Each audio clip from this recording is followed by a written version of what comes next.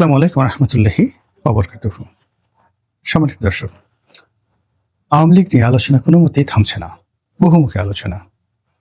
আওয়ামী লীগের নেত্রী বা সভানেত্রী শেখ হাসিনা, তাকে নিয়ে আলোচনা হচ্ছে। শেখ রেহানাকে নিয়ে আলোচনা হচ্ছে। জনাব সজীব ওয়াজেদ জয়কে নিয়ে আলোচনা হচ্ছে।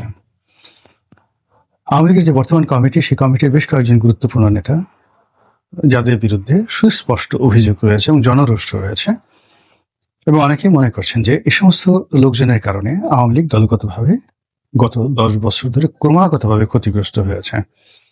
আজকে আওয়ামী লীগের যত দুর্গতি, সেই দুর্গতিকে যদি 3 ভাগ করা হয়, তাহলে এক ভাগ হলো সেই আওয়ামী লীগের যে সকল সেই দুর্নীতিবাজ ব্যবসায়ী, সাংবাদিক, আমলা কামলা তারা ছিলেন, তাদের একটা সিন্ডিকেট ছিল। এই সিন্ডিকেটটি দেশের অর্থ পাচার, অর্থ লোপাট, প্রতিপক্ষকে আক্রমণ করা, প্রতিপক্ষের ব্যবসা বাণিজ্য ধ্বংস করে দিয়ে নিজেদের মধ্যে একটা সিন্ডিকেশন করে চাল, ডাল, আটা, ময়দা, তেল, চিনি, এই কয়েকটি পণ্যকে তারা জিম্মি করে হাজার হাজার কোটি টাকা তারা গত 17 বছর আয় করেছে, দেশের বাইরে পাচার করেছে এবং নিজেরা স্ফীত হয়েছে। আবার বলছি, এই গ্রুপটি হলো, এদের মধ্যে সাংবাদিক আছে, এদের মধ্যে ব্যবসায়ী আছে, এদের মধ্যে আমলা আছে, এদের মধ্যে কামলা আছে। কারা কারা আছে আপনাদের সেগুলো সব মুখস্থ, কিন্তু এর একটা গ্রুপ। দ্বিতীয় আরেকটা গ্রুপ হলো দলের মধ্যে মন্ত্রী, এমপি এবং মন্ত্রী এমপির বাইরে মেয়র, পৌরসভার মেয়র, সিটি কর্পোরেশনের মেয়র থেকে শুরু করে অন্য যে সকল রাজনীতিবিদ রয়েছেন, এর মধ্যে ইউনিয়ন চেয়ারম্যান থেকে উপজেলা চেয়ারম্যান পর্যন্ত আছেন। তো এই সিন্ডিকেটের যারা লোকজন, তারা একেবারে সর্বনিম্ন যদি কেউ চুরি করে থাকে 100 কোটি টাকা করেছে, আর উচিত তো হাজার হাজার কোটি টাকা। এমন অনেক ইউনিয়ন পরিষদের চেয়ারম্যান আছে যারা গত 17 বছরে শত শত কোটি টাকা চুরি, চামারি, টেন্ডারবাজি, চাঁদাবাজি এগুলো করে দেশ এবং দেশের বাইরে সম্পদের পাহাড় গড়ে তুলেছেন। এবং সেটা কারো নাম বলবো না, আমি শুধুমাত্র একটা উদাহরণ দেই। এক ব্যবসায়ীকে আমি জানি, এই আওয়ামী লীগ পতনের ঠিক মাস 3 আগে সেই ব্যবসায়ীর একটা বড় জমি একজন চেয়ারম্যান কিনবেন, উত্তরবঙ্গের একজন চেয়ারম্যান। তো জমি বেশ বড় মাপের জমি, জমির মূল্য ধরুন হয়তো 25 কোটি টাকা। এখন এই জমির জন্য তিনি 50 লাখ বা 1 কোটি টাকা সেই ব্যবসায়ীকে তিনি অ্যাডভান্স দিলেন যে জমির দলিল হবে। এর মধ্যে শেখ হাসিনার পতন হয়ে গেল, আর সেই চেয়ারম্যান এই যে পালিয়ে গেল, আর ওই ব্যবসায়ীর কাছে তার টাকা চাওয়ার মতো অবস্থা রইল না। তো বোঝার চেষ্টা করুন যে একজন ইউনিয়ন পরিষদের চেয়ারম্যানের এই অবস্থা। অনেক সংসদ সদস্য যাদের বিরুদ্ধে বদনাম যে তারা মানে বস্তা ভরে ভরে ঘুষ খেতেন, এবং তাদের যে টাকা ডেইলি, তাদের যে টাকা ইনকাম হতো, এটা গণনা করার মতো অবস্থা তাদের ছিল না। এই জন্য অনেকের বাড়িতে টাকার মেশিন ছিল, টাকা গণনা করার মেশিন ছিল সংসদ সদস্যদের।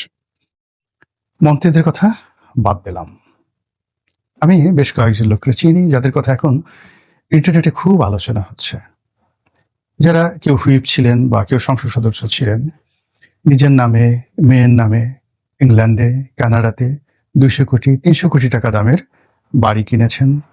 মার্সিডিস মেব্যাস এর যে জিপগুলো, একদম হাই গ্রেডের যে জিপগুলো, 5000 সিসির যে জিপগুলো, সেগুলো তারা ওই বিদেশে চালাচ্ছেন। অনেকে সেই রোলস রয়েস গাড়ি একাধিক, ছেলের জন্য একটা কিনেছেন, নিজের জন্য একটা কিনেছেন, রোলস রয়েস প্যান্থম এই গ্রেডের গাড়ি তারা চালাচ্ছেন ইউএসএতে। তো এই যে দুর্নীতিবাজ একটা গ্রুপ, আওয়ামী লীগের যারা এই মুহূর্তে পালিয়ে আছেন কিন্তু কম্পারেটিভলি অনেস্ট, তারা এই দুর্নীতিবাজ গ্রুপটিকে, দলের মধ্যে যারা নেতা তাদেরকে বাদ দেওয়ার জন্য দলীয় সভানেত্রীকে প্রান্তভাবে তারা চেষ্টা চালাচ্ছেন, কনভিন্স করছেন যে এদের দ্বারা হবে না। এরপরে আরেকটি গ্রুপ রয়েছেন দলের মধ্যেই, এরা মনে করছেন যে সব দায় শেখ হাসিনার।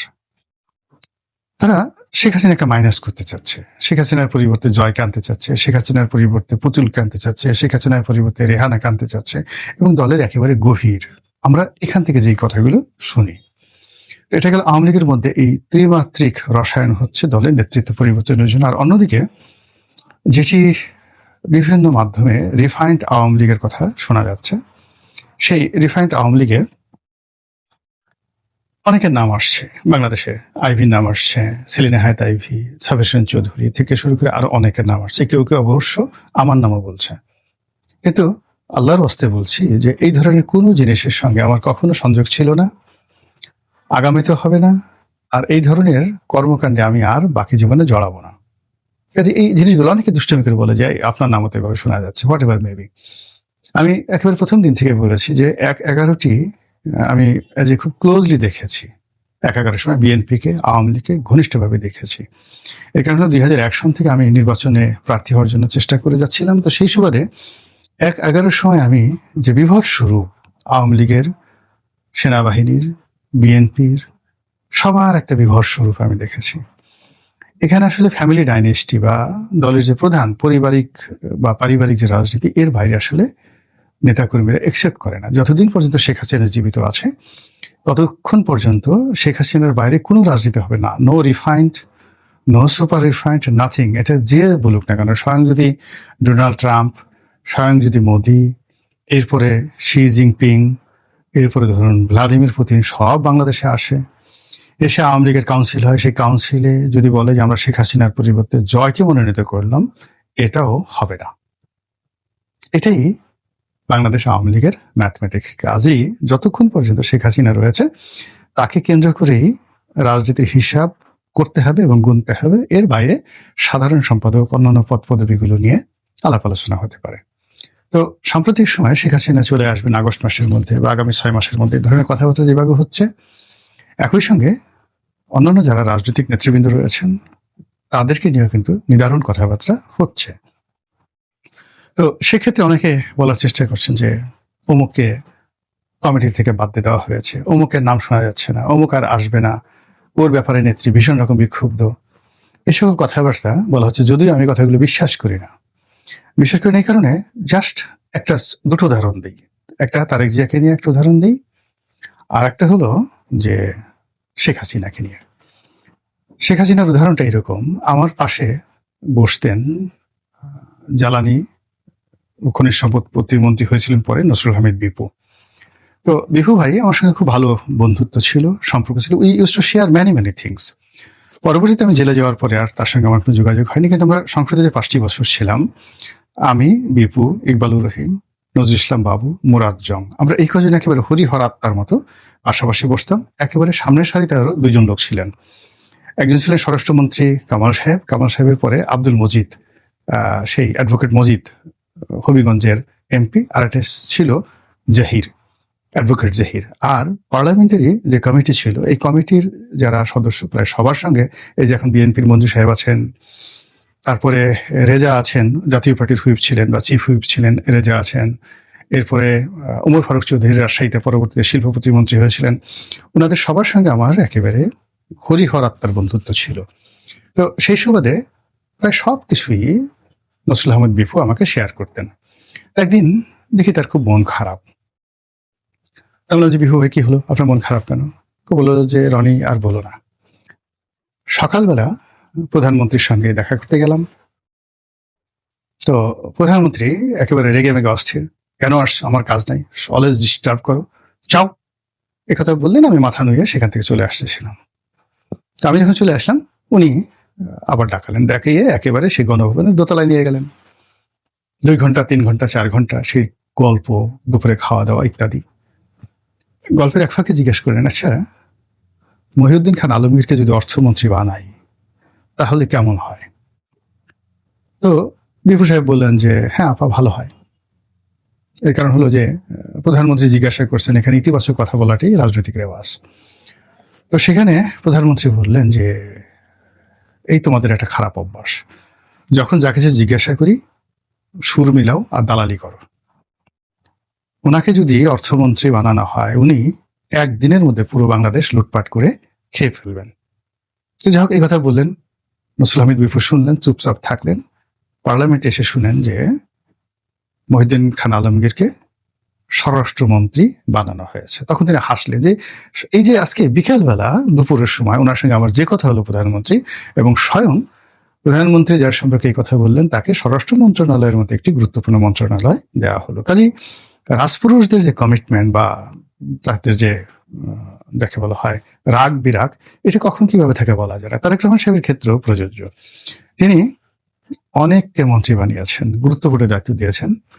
তিনি যাদেরকে একেবারে পছন্দ করতেন না, অনেকের সঙ্গে কথা বলতেন না, অনেকে কথা বলার জন্য তার সাথে দেখা করার জন্য ইংল্যান্ডে গিয়েছেন, দিনের পর দিন বসে থেকেছেন, দেখা করেননি। অনেককে তিনি মঞ্চ থেকে, অর্থাৎ ওই লন্ডন থেকে তিনি সেই যে সকল পাবলিক মিটিং কন্ডাক্ট করেছেন, তো সেই মিটিং এর মঞ্চে অনেক লোক বসা ছিল, তাদের মধ্যে কাউকে কাউকে তিনি বলেছেন যে গেট আউট, মঞ্চ থেকে নামো।